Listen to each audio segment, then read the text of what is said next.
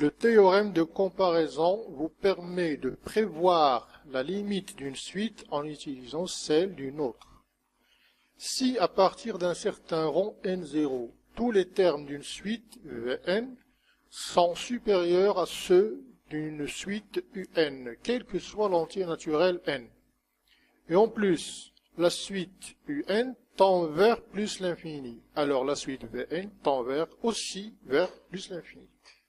Si à partir d'un certain rond n0, tous les termes d'une suite Vn sont inférieurs à ceux d'une suite Un, quel que soit l'entier naturel n, et en plus on a la suite Un qui tend vers moins l'infini, alors forcément la suite Vn tend vers moins l'infini. Pour la démonstration, il suffit d'écrire la définition de la divergence de la suite Un, c'est-à-dire quel que soit m aussi grand que vous voulez, il existe un rond n1 à partir duquel tous les termes de la suite Un sont supérieurs à m. Or, d'après la condition, il existe un rond n2 à partir duquel tous les termes de la suite Un sont inférieurs à ceux de Vn. Si on prend le plus grand d'entre les deux entiers n1 et n2 et que l'on nomme n0, à partir de ce n0, on a tous les termes de la suite Vn sont supérieurs à m, et donc la suite Vn diverge aussi. Une démonstration similaire pour la divergence en moins l'infini est obtenue en écrivant seulement la définition de la divergence vers moins l'infini de la suite Un, et en écrivant le fait que les termes de la suite Un sont supérieurs à ceux de Vn à partir d'un certain rond n2.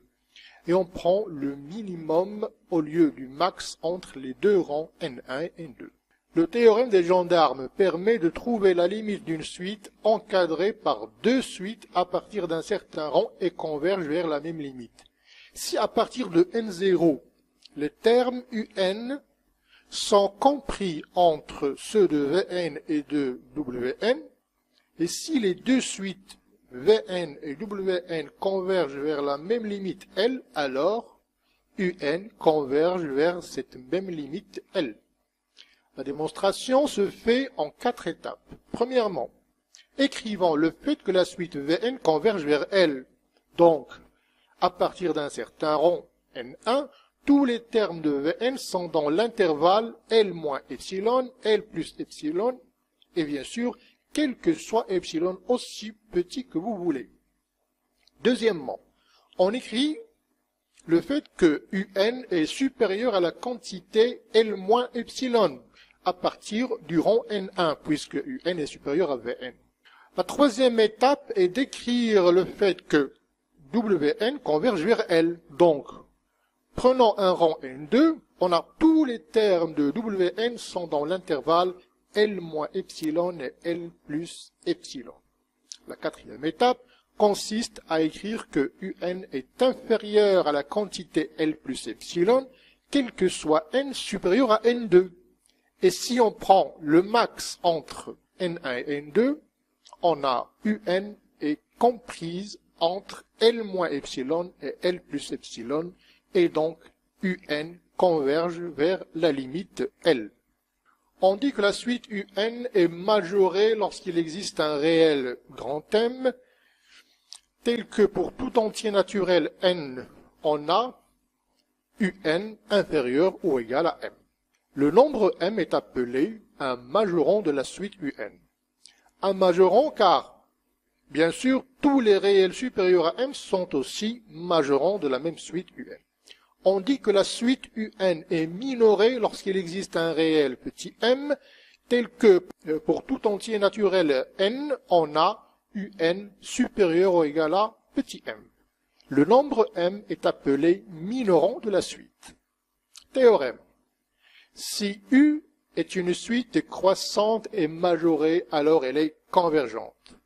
Si U est décroissante et minorée, alors elle est convergente. Démonstration.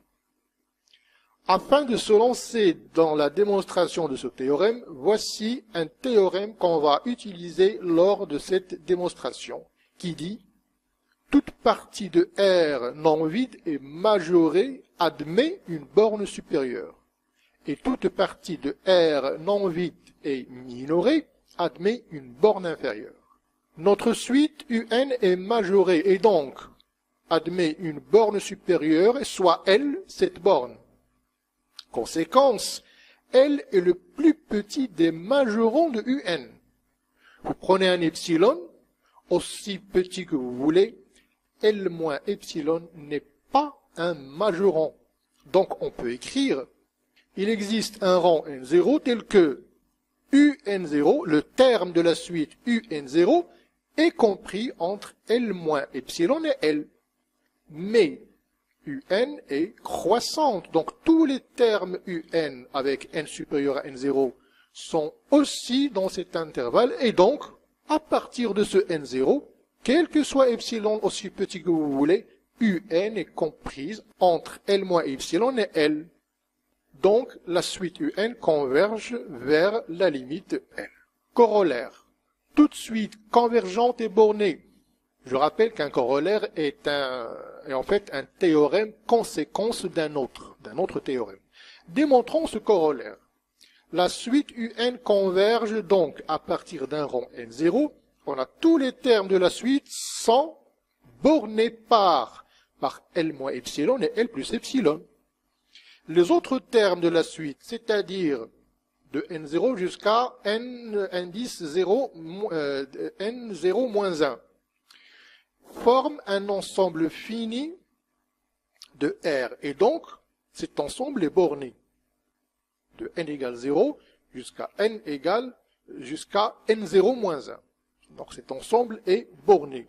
Soit alpha sa borne inférieure et bêta sa borne supérieure. Donc on peut borner notre suite par quoi? Quel que soit n, par le minimum entre L moins epsilon et alpha, et avec le maximum d'entre L plus epsilon et bêta. Voilà. Donc notre suite est bien bornée. Un autre corollaire. Toute suite croissante non majorée diverge. Toute suite décroissante non minorée diverge. Démonstration. Puisque UN est non majoré, donc il existe un entier, un N0, tel que, quel que soit M, aussi grand que vous voulez, le réel M, on a UN0 supérieur à M. Or, UN est croissante, donc tous les termes avec n supérieur à n0 sont supérieurs à un0, et donc ils sont supérieurs à m, et donc la suite est divergente.